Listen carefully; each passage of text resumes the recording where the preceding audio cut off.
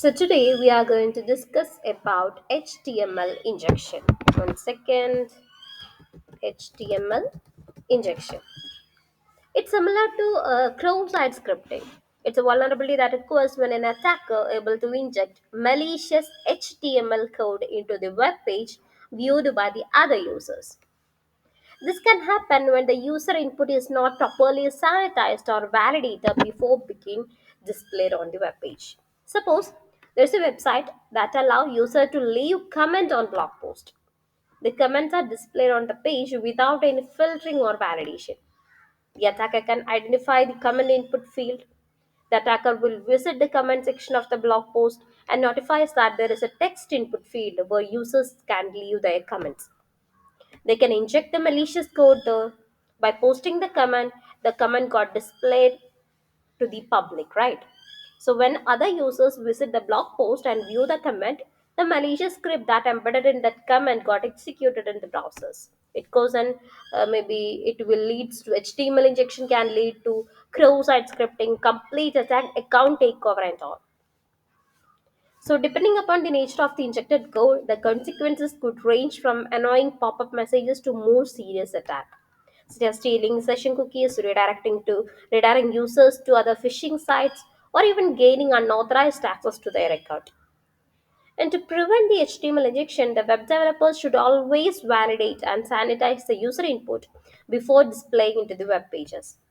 This involves removing or encoding any HTML tags and JavaScript code to ensure that the user input is treated as plain text rather than executable code.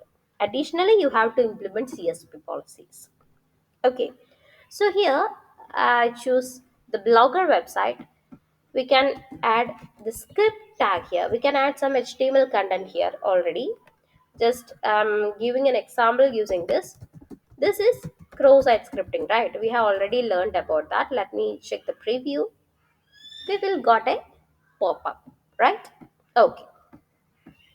So let me clear this. And after that, I am adding an anchor tag. href equal to JavaScript colon alert one click me anchor tag. Again, preview. There is a click me button. Okay, it's not working. One second. Okay, preview.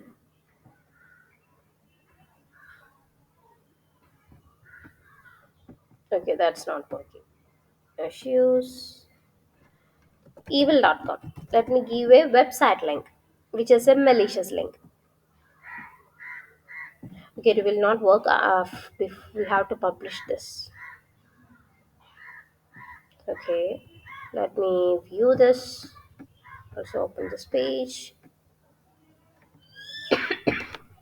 Okay, when I click this, it will lead to evil.com site, right? So I'll change this to JavaScript colon alert. I don't know whether it will work or not. Let me check. Okay. Yeah, there is a pop-up here, right?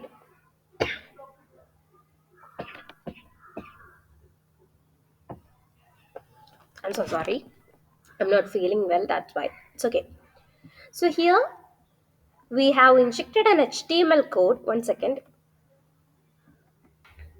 Okay, fine. So here we have injected an HTML code plus JavaScript code. Right. So here the HTML injection leads to cross-site scripting. Similarly, it can leads to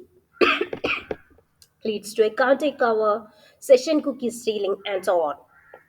Okay. Also, we can add HTML comments, HTML injection in the comment section. Let me show it. Okay.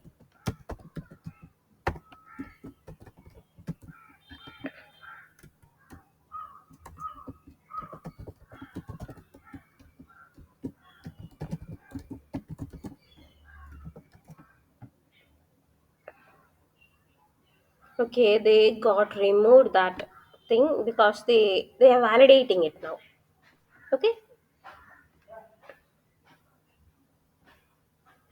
or we can give here.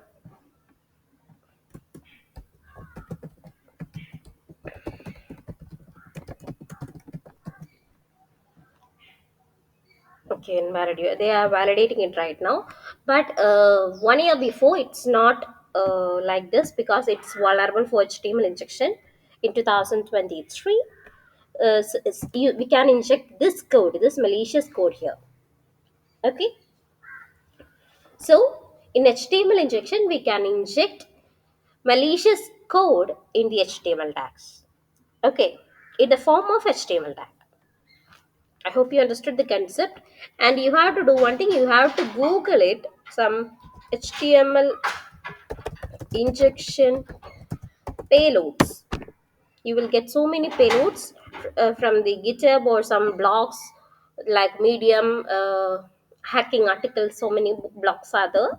So you will get some code. Yeah, these all are HTML injection payloads. Okay. So you can inject these things in the comments, mainly, especially in the comment section. Okay. So I hope you understood the concept of HTML injection. Just search this HTML injection payload list. You will get a list bunches of HTML injection payload. Okay. So that's all for this video. Thank you.